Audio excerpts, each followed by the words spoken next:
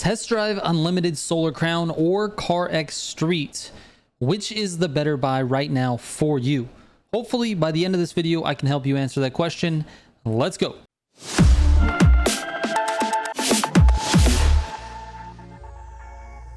All right, before I get into the comparison itself, I just want to give you a full disclosure. I don't have like 100 hours in each of these games, and I'm coming at this from a first impressions point of view. That being said, I do have more than like 20 minutes played. I have 13 hours in TDUSC and 25 hours in Carx Street, and I finally feel comfortable that I know basically what each game offers you, the experience, the gameplay, the handling, the content, and the future plans from the devs. So here we go.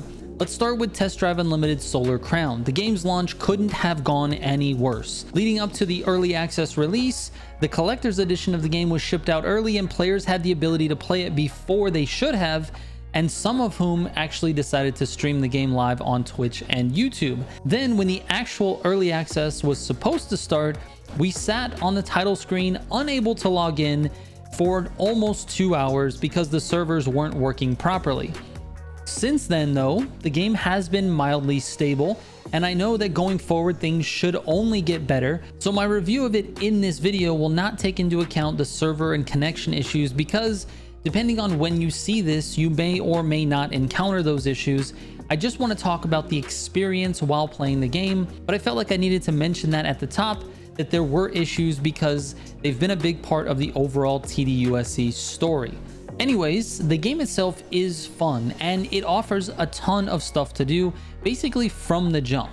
It has a story involving two rival clans, the Streets and the Sharps. It has a pretty nice selection of PvP and competitive focused modes, along with various types of races, including tight street races, longer highway style races, domination races that are point based instead of who's in first at the finish line, small hot lap type races, varied weather, off-road races, and instant 1v1 challenges against other players. And I'm sure there's probably more that I haven't discovered or forgot to write down. But ultimately, I think the game's greatest feature is its map design.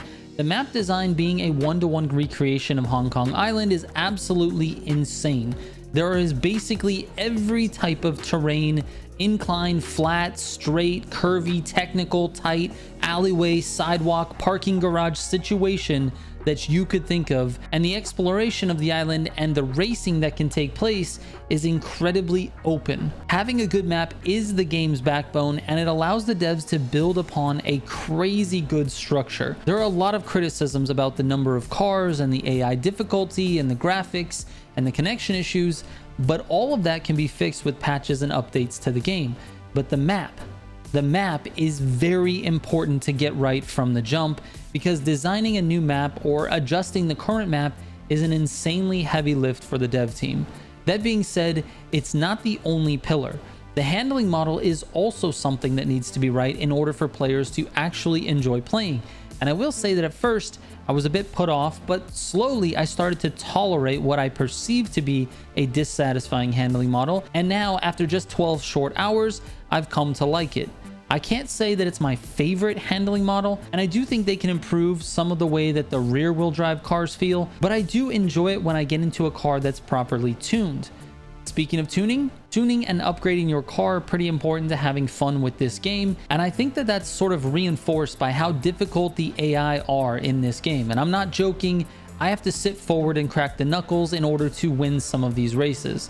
I don't mind it. I actually like the challenge because most games cater to a more casual racing game player who maybe doesn't have the skill to compete at a higher level, and the AI is just way too easy most of the time. I like having to try a little bit here in order to progress. And speaking of progression, I think they nailed the progression of this game. XP and money feels pretty balanced with the game's overall progression. I managed to get to level 20 in about 10 hours, which is the level needed to unlock the Solar Crown competition, and that's basically all the competitive PvP features. In that time, I've made around $2 million, and I haven't had any issues buying the cars that I've needed.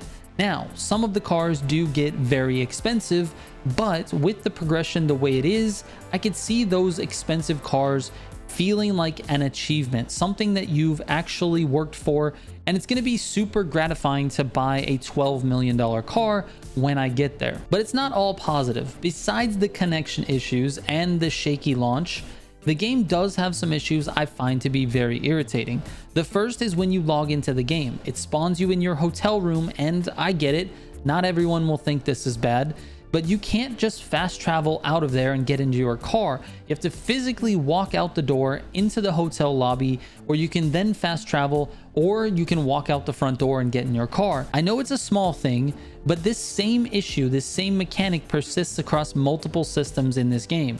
For example, if you want to upgrade your car, you need to either drive or fast travel to a workshop, but then when you get in there, you have to locate your car on one of the pedestals and then run 100 feet to get to it before you can start upgrading it. And it's the same in the car dealerships. You have to find somewhere on the floor the car that you're looking for in order to be able to purchase it. Now, I will say this, I have not spent a ton of time looking for alternative ways to do things. So if there's a way to actually just purchase cars from a menu, please guys, let me know in the comments, because I just didn't see it. It wasn't very apparent to me. Anyways, it feels like these big open empty rooms that they're trying to force you to be social in, but it's not that busy. You barely see any players in there because there's only 8 players in your lobby, which is another huge issue for the game. The game is built primarily on status and showing off what you have. Social credit is what you're trying to achieve in this game, but there's no one to show off all of your stuff to. The game's PvP and social aspects, which are designed well, feel completely useless right now. But let me go back to the topic of upgrading cars.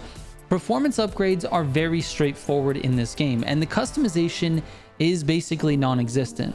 As of this video, there are no body customizations at all for the cars. You just have a very small selection of wheels to choose from, varying degrees of tint darknesses, and liveries, and that's it. It's very lackluster. And speaking of things that are lackluster, the current car list is just not enough.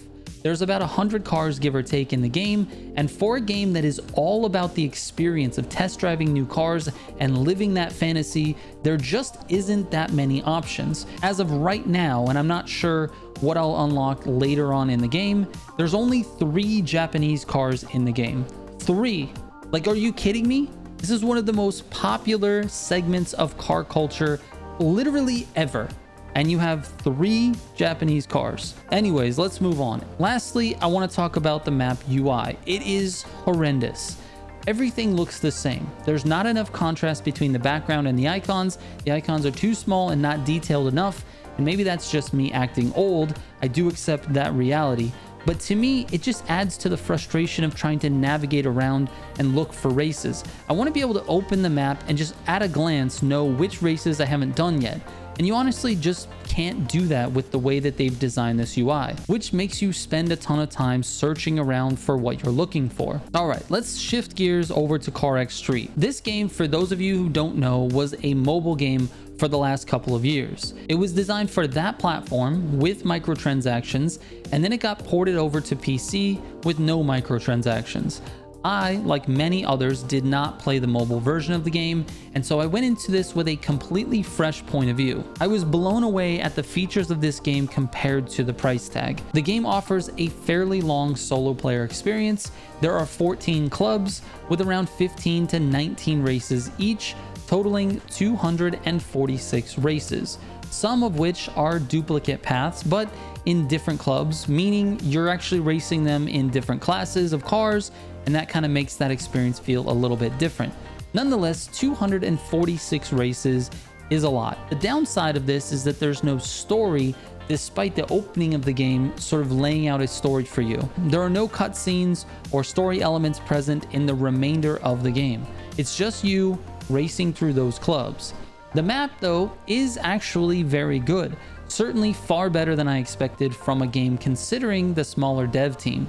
There is a great mix of highway, city, mountain, and then drift and toge roads. The only thing it's missing is off-road, and to be honest, the game's called Carx Street. You really wouldn't expect it to have deep off-road racing. The scale of this map fits the game perfectly as well. It doesn't feel different depending on the class. It fits no matter how fast or how slow your car is.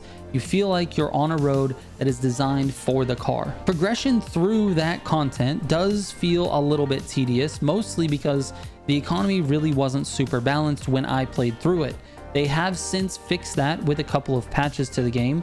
Now the economy is much more enjoyable and it's easier to earn money, and you can sort of spend money when you want to. But when I played through it, it was very tight and I had to make sure that I was spending money on the correct things in order to make it through those clubs. The handling model is a bit floaty at times. Basically, all the cars understeer until they break loose on the traction. Then the drifting is in full drift mode, and it feels very one or the other. It's very on or off. Either you have traction and your car seems to understeer a little bit, or you don't have traction and you're completely in a sideways drift. Either way, the cars are controllable, so it's not like the most annoying thing, but it's really not the best or most polished either. I found it to be fine and not something that was preventing me from having fun playing the game. The UI to me is good.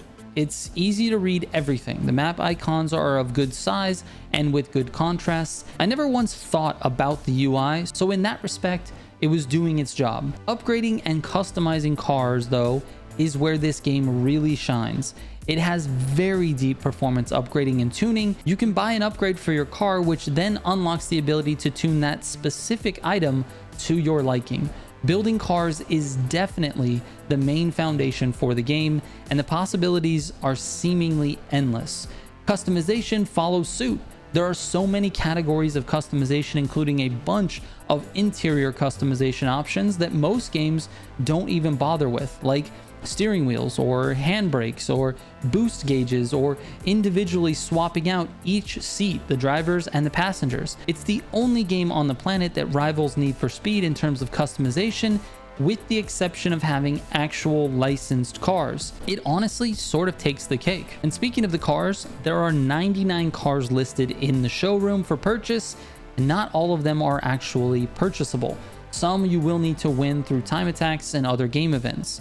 But the list itself is a little bit short in my opinion, even though it has very desirable cars such as the EG hatchback Civic, Eclipse GSX, Toyota AE86, and Supra. But finally, I want to touch a little bit on the PvP.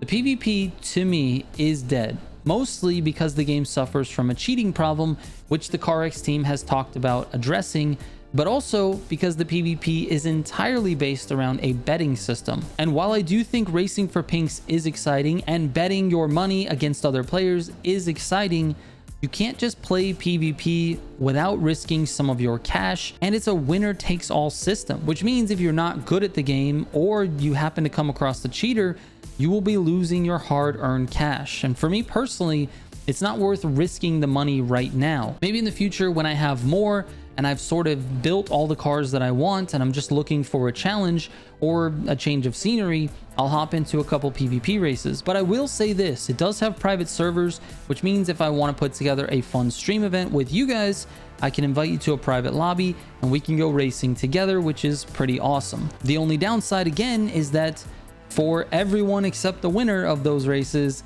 you guys are going to be losing money. I think they should add a way to race with your friends, especially on a private server where you can just race for $0 and just have fun with your friends. Anyways, let's go ahead and sum it up with this easy to read graphic so you can make the decision for yourself.